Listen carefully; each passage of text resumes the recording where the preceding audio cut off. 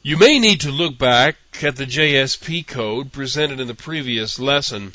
In this lesson, I want to show you the code of the Java class that was generated from it.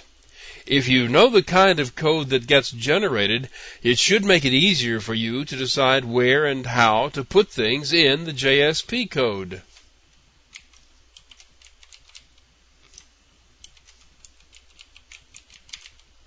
First, the name of the generated source code is the same as that of the JSP file, with a period replaced by an underscore and the standard Java suffix added to it on the end.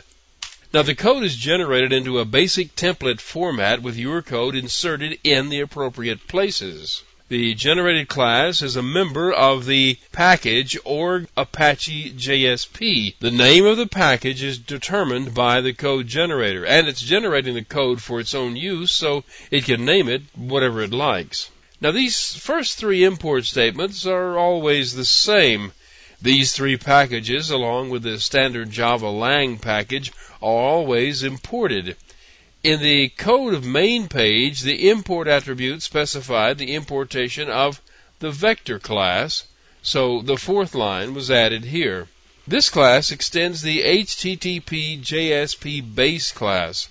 Now, you won't see them in this example, but there are a couple of methods inherited from this class that can be overridden. It's rare that you will need to do this, but if you have some initialization that needs to occur only at the very beginning, you might want to do it in the method named JSP init.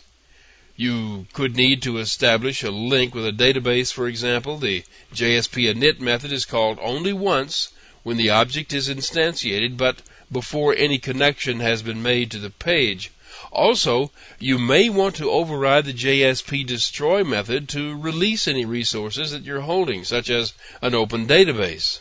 The JSP destroy method is called only once at the very end of the life of the object.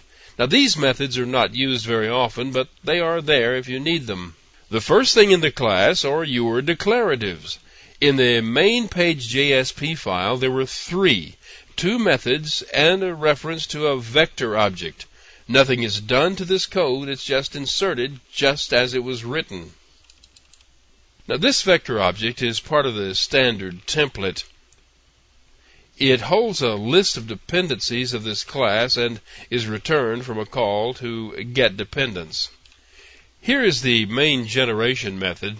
This is the method that's called whenever a page needs to be output.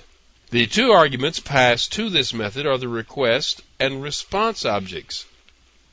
The request object holds the information that came from the web browser, and the response object is there for you to send information back to the web browser.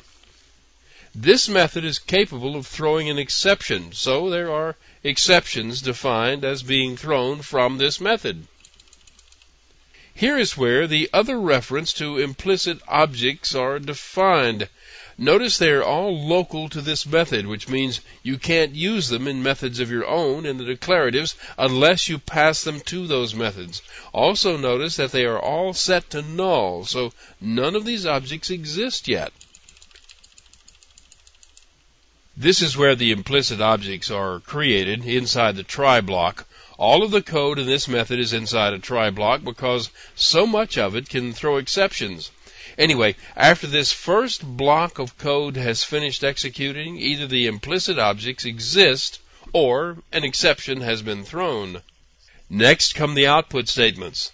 Any HTML code that you included in your JSP page is written to the output.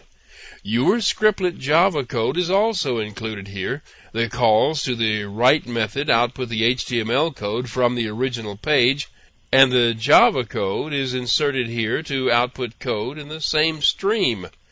The fundamental difference between print line and write is the appending of the carriage return and new line characters at the end. You can call print or write in your code if you prefer. Here, a call is made from the Java code to the method makeDividingLine to output the line of asterisks. This is another call to the same method, but this one was done in the JSP page inside the expression tags, causing it to become part of the generated code. Here is some more Java code inserted into the middle of the write statements. This one adds a few things to the global vector object, then calls showVecElements, passing it the out object so it can output the contents of the vector object.